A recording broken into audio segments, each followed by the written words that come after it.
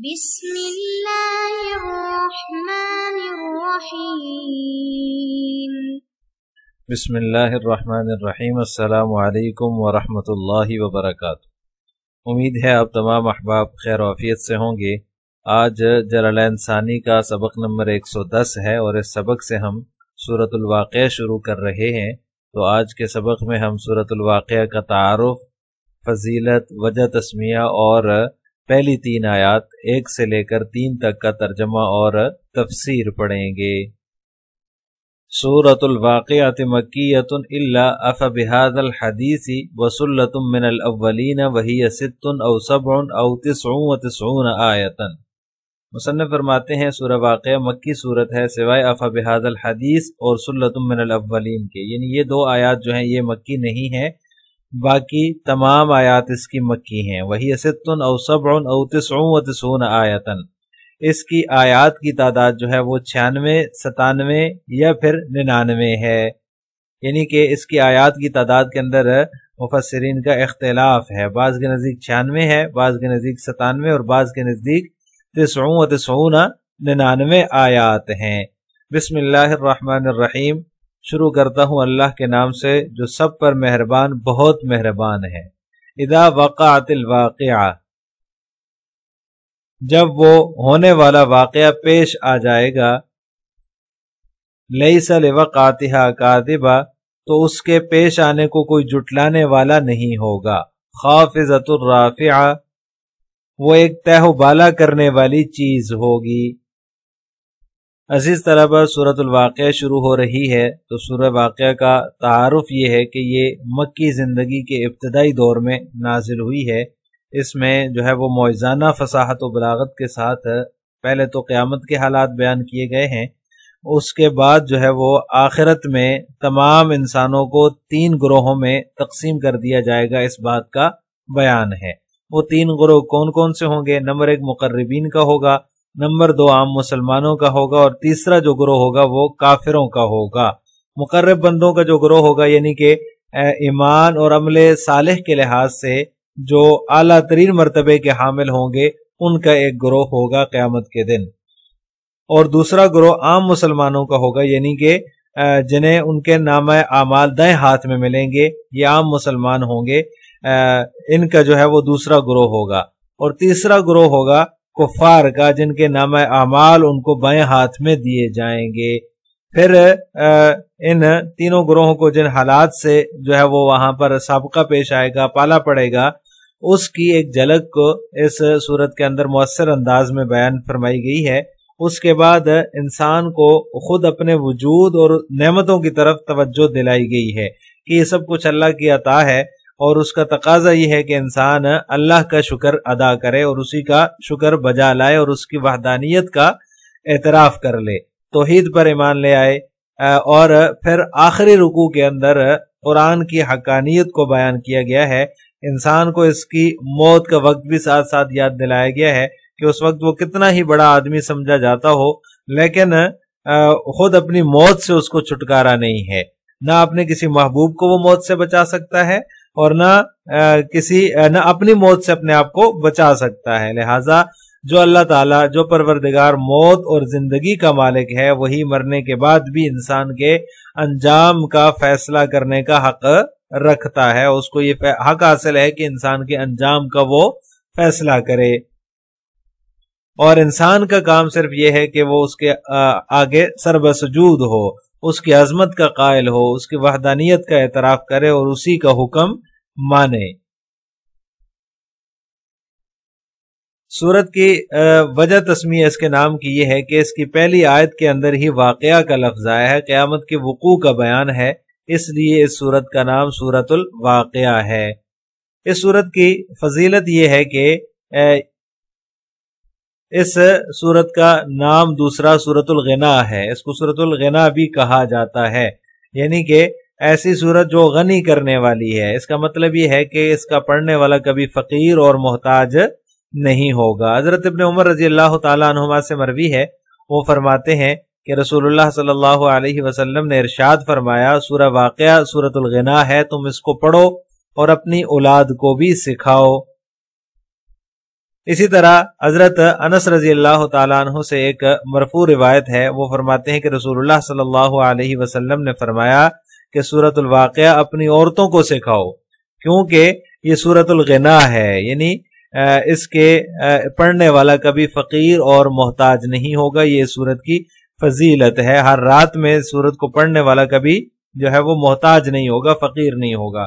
حضرت عبداللہ بن مسعود رضی اللہ تعالیٰ عنہ کا ایک واقعہ جو ہے وہ روایات میں آتا ہے کہ جب وہ بیمار ہوئے تو حضرت عثمان رضی اللہ تعالیٰ عنہ ان کی عیادت کے لیے تشریف لے گئے، تو حضرت عثمان رضی اللہ تعالیٰ عنہ نے ان سے پوچھا کہ آپ کو کیا تکلیف ہے؟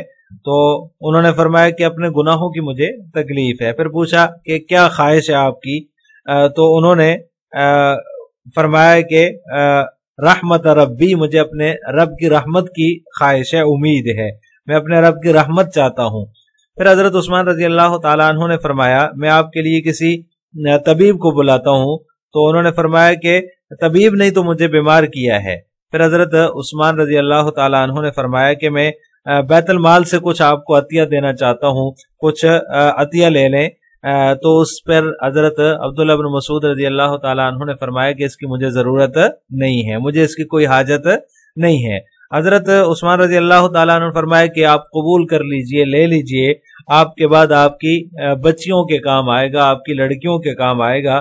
تو اس پر انہوں نے فرمایا کہ میری لڑکیوں کے بارے میں آپ فکر مند ہیں کہ وہ فقر و فاقہ میں مبتلا ہو جائیں گی اور ان کو جو ہے وہ محتاجگی میں مبتلا ہو جائیں گی، ان کو جو ہے وہ ضرورت پڑے گی، اس لیے آپ فکر مند ہو رہے ہیں، مگر مجھے اس کی کوئی فکر نہیں ہے۔ میں نے اپنی لڑکیوں کو یہ تاکید کر رکھی ہے کہ ہر رات سورہ واقعہ پڑھا کریں، کیونکہ میں نے رسول اللہ صلی اللہ علیہ وسلم سے یہ سنا ہے من قرأ سورۃ الواقعۃ کل لیلۃ لم تصبہ فاقۃ ابدا، کہ جو شخص ہر رات سورہ واقعہ کی تلاوت کرے گا، سورہ واقعہ پڑھے گا، اس کو کبھی بھی فاقہ نہیں پہنچے گا، وہ کبھی بھی فاقے میں مبتلا نہیں ہوگا۔ اسی لیے اس سورت کا نام سورۃ الغنا ہے۔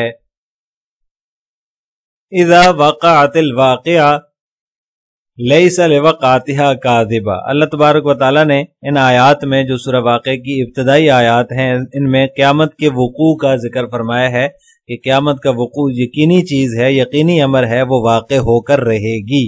جب قیامت واقع ہوگی تو اس کے وقوع کو کوئی جھٹلانے والا نہیں ہوگا اور نہ کوئی اس کو کسی تدبیر سے کسی ہیلے سے ٹال سکے گا، وہ اپنے مقررہ وقت پر آ کر رہے گی۔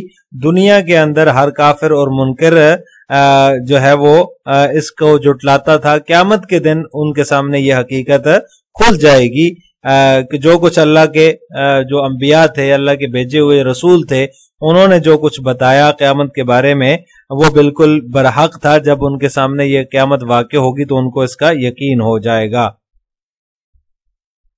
لیس لوقعتها کاذبہ کے دو مطلب مفسرین نے ذکر کیے ہیں۔ ایک مطلب تو یہ کہ دنیا میں تو وقوع قیامت کی تکذیب کرنے والے بے شمار لوگ ہیں، اس کو جھٹلانے والے بے شمار لوگ ہیں، مگر جب قیامت برپا ہوگی اور روز روشن کی طرح سامنے آ جائے گی تو کوئی بھی ذی روح جو ہے وہ اس کا انکار نہیں کر سکے گا، یہ نہیں کہہ سکے گا کہ یہ واقعہ پیش نہیں آیا ہے۔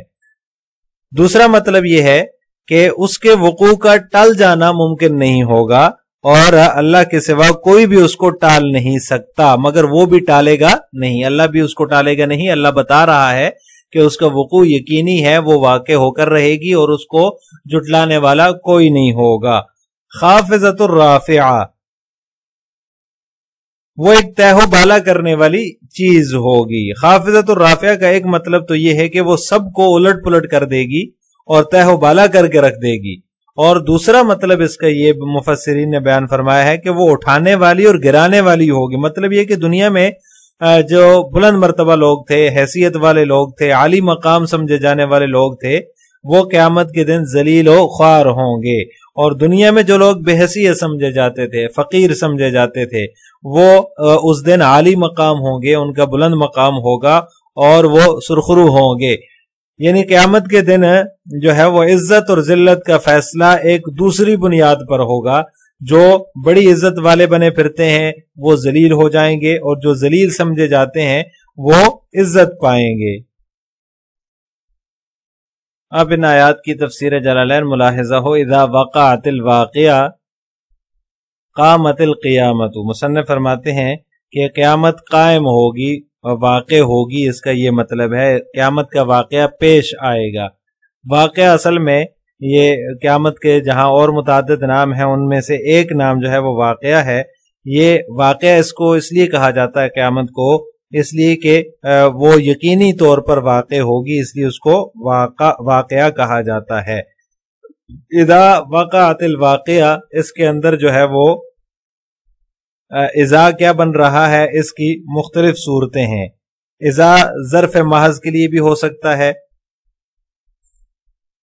یعنی اس میں شرط کے معنی نہیں ہے، اور اس صورت میں اس کا عامل جو ہوگا وہ لیسا ہوگا، اور اس کے معنی نفی کو متضمن بھی ہو سکتے ہیں، گویا کہ یہ کہا جا رہا ہے، یہ بتایا جا رہا ہے کہ انتفت تکذیب وقت وقوعیہا، کہ تکذیب جو ہے وہ نہیں پائی جائے گی اس کے واقع ہونے کے وقت۔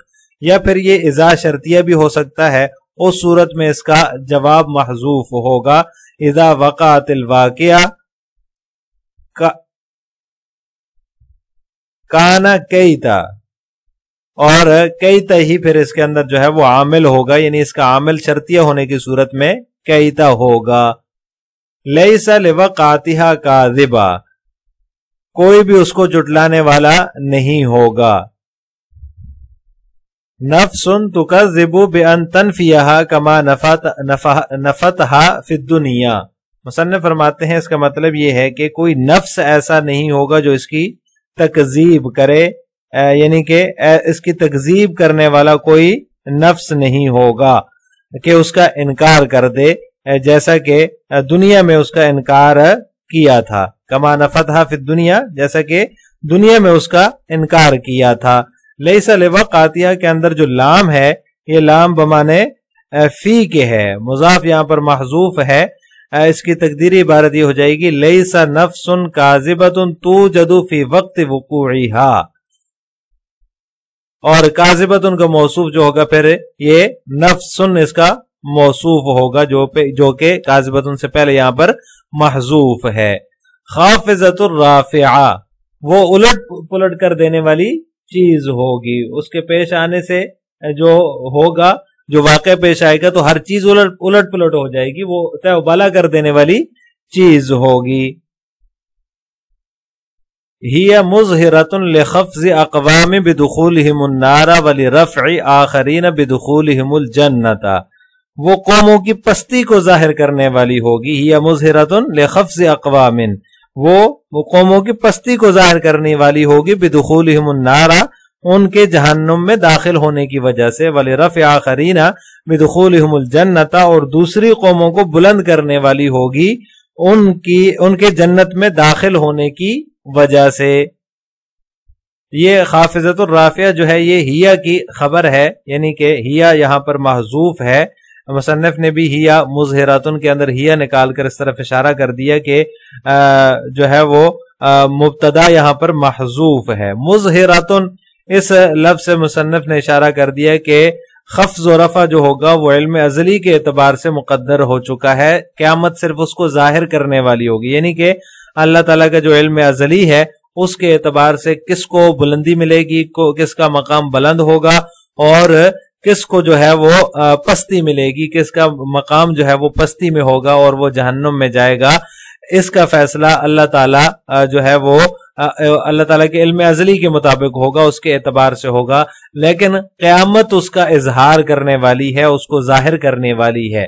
خافضۃ الرافعہ، وہ ایک تہ و بالا کرنے والی چیز ہوگی۔ پتہ چل جائے گا دنیا میں جو لوگ بلند مقام رکھتے تھے، صاحب حیثیت تھے، مال و دولت کی ریل پیل تھی، ہر چیز ان کو یہاں پر میسر تھی اور وہ بڑے ہی متکبرانہ انداز میں رہتے تھے، وہ قیامت کے دن جو ہے وہ ذلیل ہوں گے۔ یہ اللہ تعالیٰ کے علم ازلی کے اعتبار سے ہوگا۔ اور جو لوگ دنیا میں بے حیثیت سمجھے جاتے تھے، جن کو فقیر سمجھا جاتا تھا اور جو ہے وہ ان کو ایک گھٹیا اور کم درجے کا آدمی سمجھا جاتا تھا، ان کا مقام بلند ہوگا اور ان کو جنت میں داخلہ مل جائے گا. اللہ تعالیٰ ان کو جنت میں داخل فرمائیں گے جس کی وجہ سے ان کا مقام بلند ہوگا. آخر میں آپ حضرات سے 2 سوال ہیں. نمبر 1 لیس لوقعتها کاذبۃ کا کیا مطلب ہے؟ نمبر 2 سورہ واقعہ کو سورۃ الغنا کیوں کہا جاتا ہے؟ ان دونوں سوالوں کا جواب آپ نے کمنٹ باکس میں دینا ہے. السلام علیکم ورحمۃ اللہ وبرکاتہ.